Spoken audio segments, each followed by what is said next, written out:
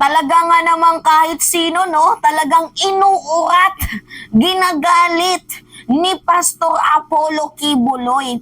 So ngayon nga guys, tinawag na po ni Johnny Pimentel itong si Pastor Apollo Kibuloy na walang respeto.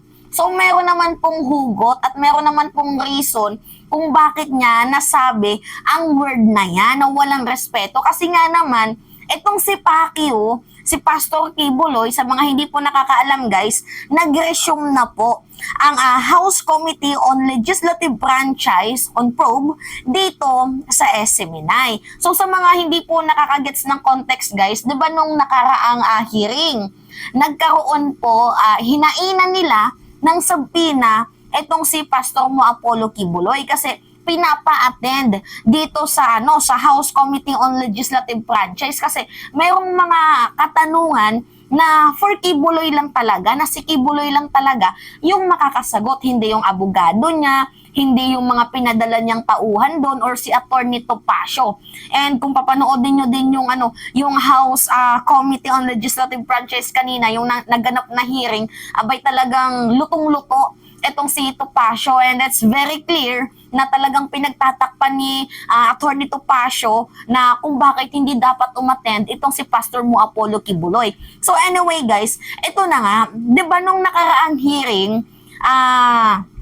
nagbabala, binigyan ng subpoena itong si Pacquiao kasi second or third hearing na din ata sa kanila na hindi nagpapakita, no show, no appearance ni kahit isang katiting na anino or kahit dura, wala yung presence ni Pastor Mo Apollo Kibuloy. So itong House Committee on Legislative Franchise naghain po ng subpoena para dito kay Pastor Mo Apollo Kibuloy. So after nilang maghain ng subpoena, syempre kala nila a-attend itong si Pastor Mo Kibuloy nang hindi na umabot sa contempt.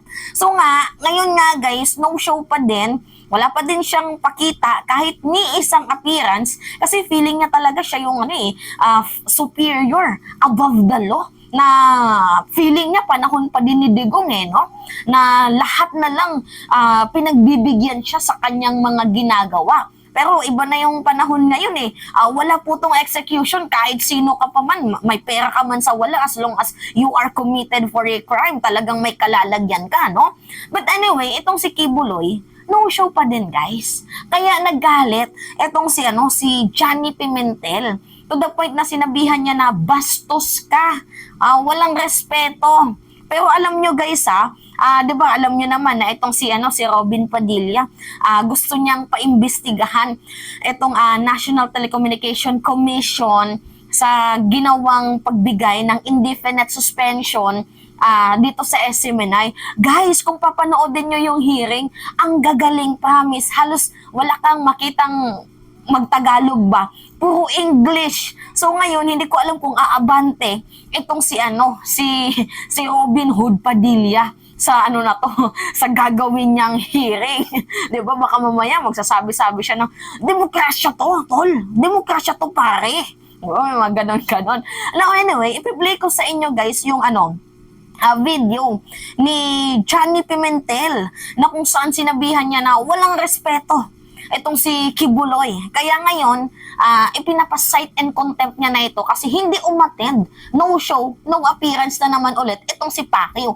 Anyway guys, itong issue sa Committee on Legislative Franchise, iba po ito sa issue doon sa Senado na hinahawakan ni Senator Risa Ontiveros sa Committee on Women's, Children, Family Relation and Gender Equality. Kasi doon sa sa committee hearing ni Senator Risa Ontiveros, ang dinididig doon yung mga di umano'y pang-aabuso, panggagahasa, human rights violation na nilabag ni Pastor Apollo Kibuloy. Dito naman sa sa Committee on Legislative Franchise, sa mga nilabag ng SMNI. So yun po yung pinag-uusapan dito, and syempre yung pag-transfer ng pangalan kasi ang akala pa nila ang nagmamay-ari itong si Kibuloy. But anyway guys, nilulusotan nila yon. Iba-iba kasi yung mga naging pahayag nila, kaya iniimbitahan nitong si Pastor Kibuloy na siya yung umattend. Kasi nga, may mga specific question na hindi pwedeng sagutin dito Pasio kasi si Kibuloy lang talaga makakasagot nun.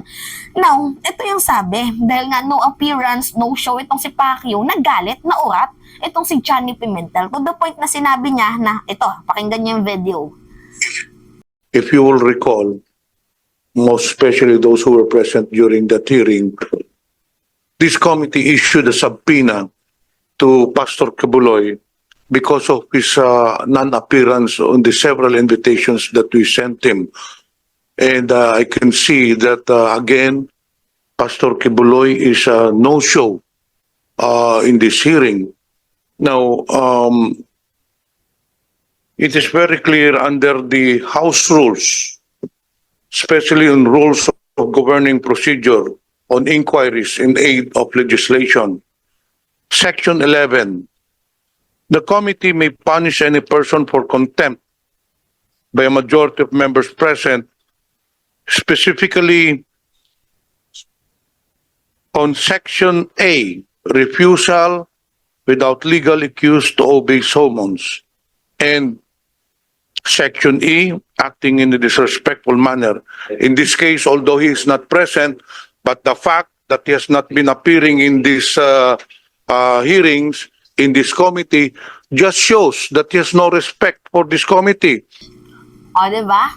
Just shows that he does not respect the committee. See? Parang sa madaling sabi, bastos ka. Diba? Hindi mo nire-respeto ang kagalang-galang na committee. Diba? Ang kapulungang ito. Diba? Yan yung sabi ni Johnny Pimentel. Anyway, continue pa tayo. It just shows that he acts like God. He acts with impunity. He takes this hearing for granted. Ipinagwawalang balahala niya, importante ho siya dito. So in this case, Mr. Chair, kahit na mag-hearing pa tayo ng 20 beses, kahit na 20 beses natin imbitahin si Pastor Kibuloy, it is very clear that he has no intention whatsoever of appearing in this committee. Therefore, Mr. Chair, under House rules, it is our obligation to show these people who take this committee for granted the sanctions that could be meted under our House rules. Therefore, Mr. Chair, I move to cite for contempt Pastor Kibuloy on the grounds which I have stated. So move, Mr. Chair. Talaga nga naman, oo. Pero recently guys, ito na, lumabas. SMNI stop! House panel votes terminates SMNI franchise. So, unanimous vote po to guys ha.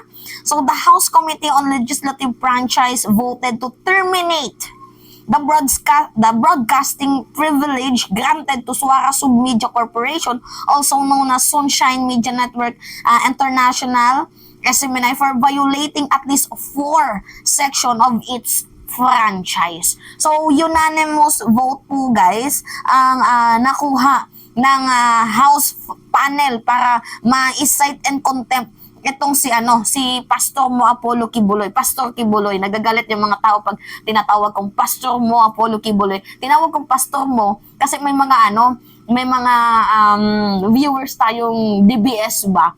So yung Pastor Mo, yan yung pastor nila, Pastor Mo Apollo Kibuloy. But it is not for all na tinatawagin natin Pastor si Kibuloy. Pero syempre, yun pa din yung tawag ng mga supporters niyang tungangix na Pastor Kibuloy. So sabi ko, Pastor Mo Kibuloy, di ba? Nangaasar tayo.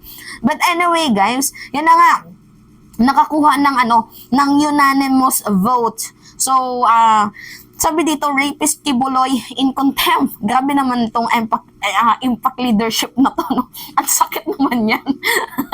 Diba? The House Committee on Legislative Franchise chaired Parañaque City 2nd District Representative Gustam Bunting unanimously vote to cite Apollo Kibuloy in contempt after repeatedly failing to attend the committee hearing on Sunshine Media Network International or SMNI. So, ang mangyayari guys, iko-contempt siya, magkakaroon ng warrant of arrest. After ng warrant of arrest, syempre dadakpin itong si Kibuloy, and after niyang dakpin doon, ikukulong siya. So, hindi naman po siya literally na ikukulong, i-detain lamang po. Hanggang sa umabot ulit yung panahon ng ng paglilitis, 'di ba? Pag dumating yung panahon ng paglilitis na magkaroon ulit ng committee hearing dito sa sa House Committee on Legislative Franchise para maka-attend siya at nang hindi na siya makatakas. Ganon din yung gagawin sa House Committee on Women's, Children, Family Relation and Gender Equality. Kasi nga sabi ko sa inyo, 2 subpoena ang nakapatong kay Kibuloy ngayon. Ngayon naman 2 warrant of arrest. Warrant of arrest sa sa tawag dito, sa hindi nga pag-attend and hindi naman nabuo ni Robin Padilla, I think, itong 8 boto para makansela or ma-object itong pag-cite and contempt kay Pastor Kibuloy. So I think tuloy na itong warrant of arrest na ipapataw ni Senator Risa Ontiveros para dito sa kaisa-isang appointed son of God na si Pacquiao. So ganun din po yung mangyayari dito sa House Committee on Legislative Franchise. So that's our update so far, and nabalitaan ko na kailangan din dumalo sa hearing itong si former President Duterte ukol sa paglipat yung mga napaghirapan ng Kingdom of Jesus Christ, biglaan na lang nilipat kay former President Duterte bilang itinalaga na bagong administrator, na hindi naman miyembro itong si former President Duterte ng Kingdom of Jesus Christ. So bakit sa kanya inilagay? So anyway, yun po yung ating update ngayon, and nabalitaan ko din na hinaharang ni Senate President Juan Miguel Zubiri ang pagpirma para sa warrant of arrest dito kay Pastor Apollo Kibuloy. Titingnan natin guys yung susunod na eksena. Stay tuned lang tayo kasi kapag merong update, ibabalita naman po natin sa inyo. So anyway, yun lamang ho guys, at it's me again, si Mima Alicia Nyot, nagbabalik ulit para sa ating panibagong video.